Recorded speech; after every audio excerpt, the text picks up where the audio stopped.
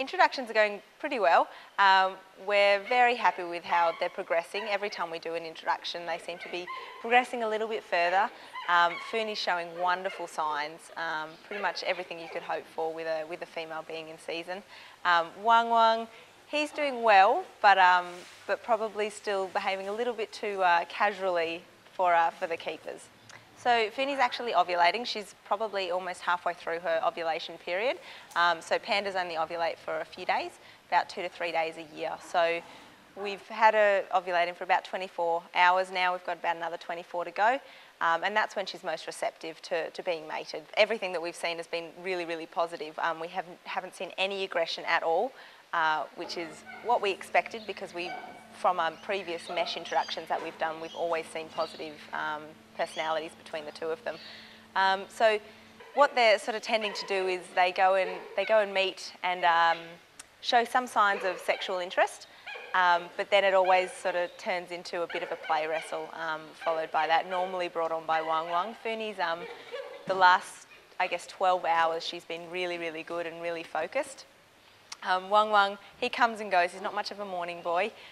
He tends to just want to play wrestle in the mornings, but later on in the afternoon and in the evenings, he becomes a lot more focused and determined and is doing his best.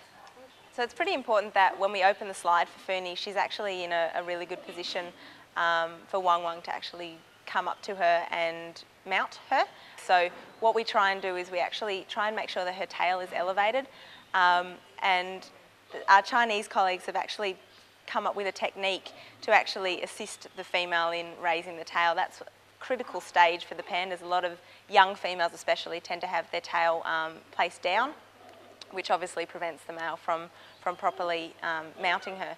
So what we've been helping Fooni with is actually just using a broom handle and just touching the side of her leg and the base of her tail, and she seems to react to that pretty positively and lifting her tail straight up. So we're making sure that she's holding that position as Wang Wang comes in to meet her. We're really happy with what's progressed.